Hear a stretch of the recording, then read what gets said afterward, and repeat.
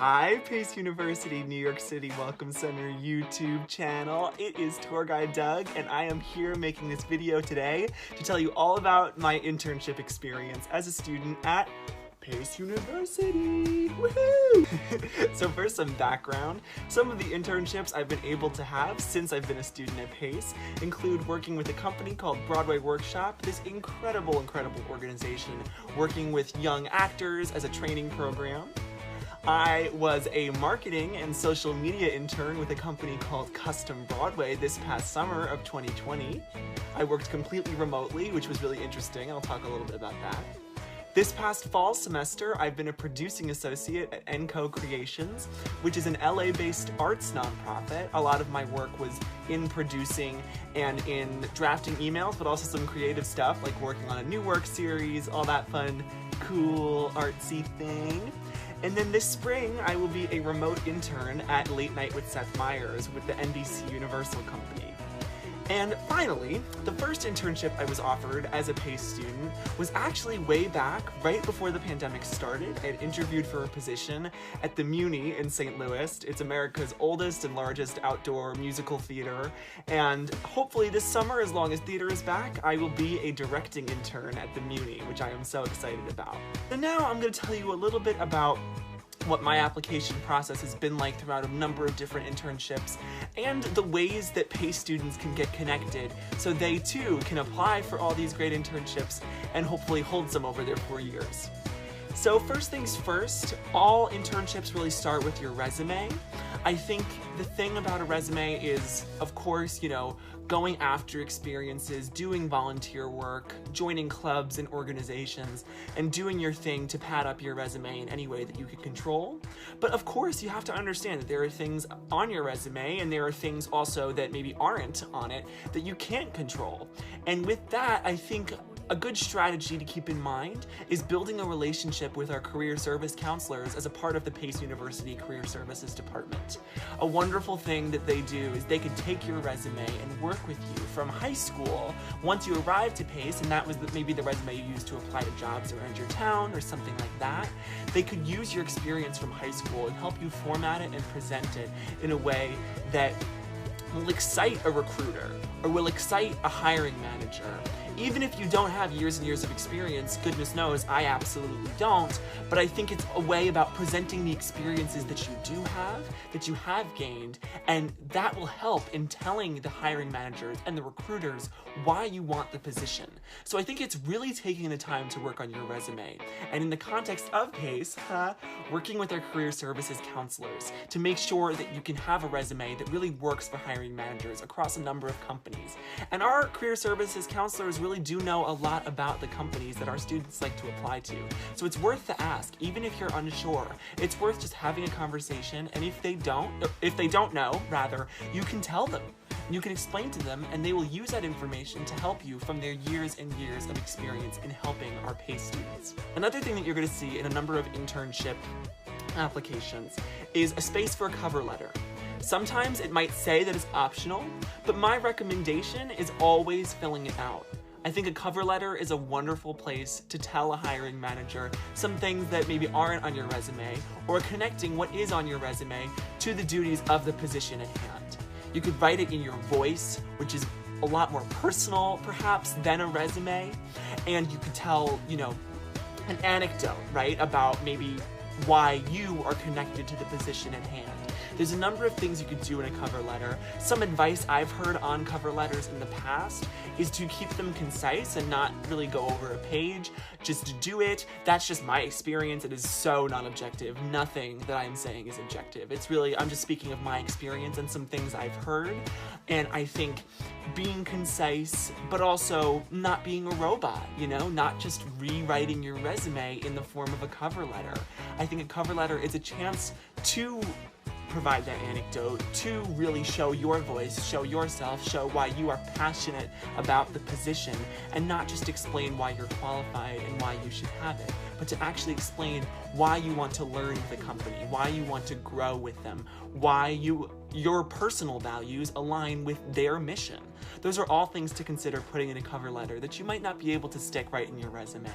finally, there's the interview process, right? And I think that that is daunting and it could be really scary at first, but I think the key to approaching an interview is, if you get one, that is amazing. You've made it and you have, ignited the hiring manager's interest, which is such a beautiful, beautiful thing, and that's a lot to be proud of. And once you're there, I think the biggest thing from what I've learned, from what I've watched on YouTube videos like this, and from what I've learned from just going to a number of interviews, and also, by the way, going to a few interviews where I really didn't get the job, what I've learned is that you gotta be yourself. And I know that that's probably what you're hearing in terms of college applications, in terms of job applications, in terms of everything. Just be yourself. And that's confusing because, especially right now, we're in a pandemic, everything's confusing. We're all questioning what we're doing, why we're here, all these gigantic questions.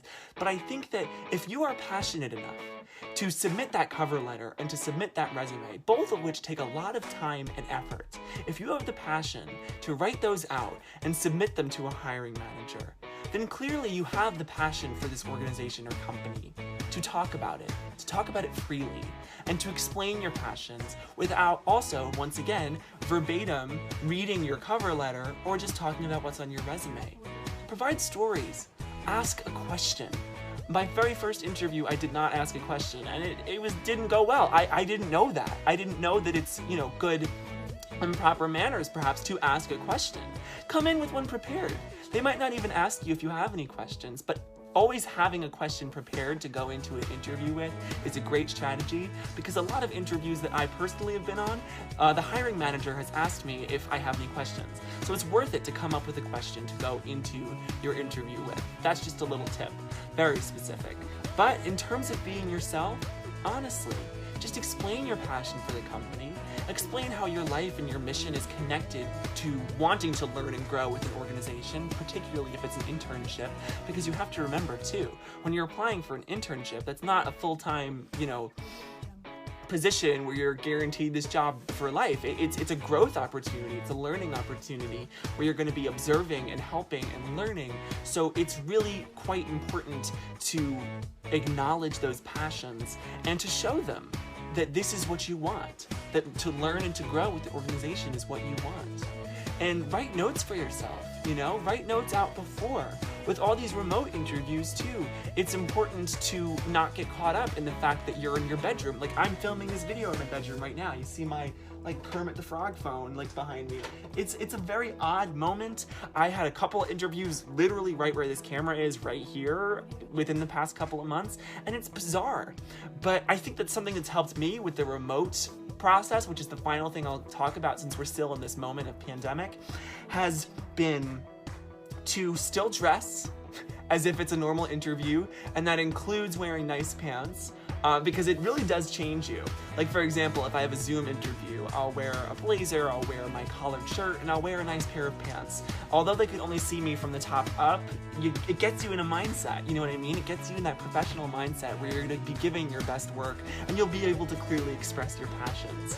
Now, finally, my experience working remotely, because that's actually where most of my internships have lived, in a remote space, because as I've gotten older at Pace, that's when I've been more interested and invested in the motto of Opportunitas, and actually, the Opportunitas is the Pace University motto, by the way.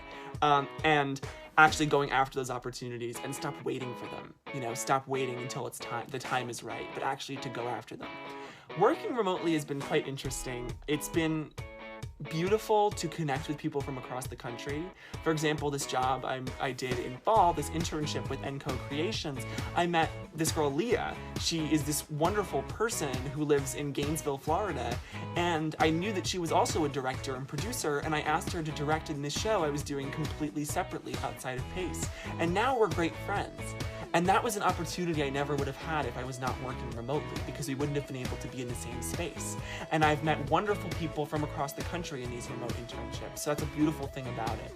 And listen, Zoom fatigue, it gets real. We all know this. You're all in school probably watching this on Zoom, and it's real. But the thing is, just give yourself breaks. Go for walks, watch a movie, disconnect, listen to music, take a shower, and then come back, and you'll hit the ground running. I've had beautiful experiences as an intern, I've had great experiences interviewing, and I've had wonderful, wonderful experiences getting to those places thanks to Pace University. So this is a little bit about my internship journey.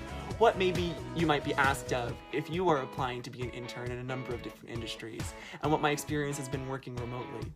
Pace University is a wonderful spot to go if you're looking for both on-campus and off-campus professional development. And that sounds so fancy, but it's true. And I'm very grateful to be a Pace University student and tour guide, and to also learn from that opportunity. And I hope you all enjoyed this and have a beautiful, beautiful, beautiful day. Mwah.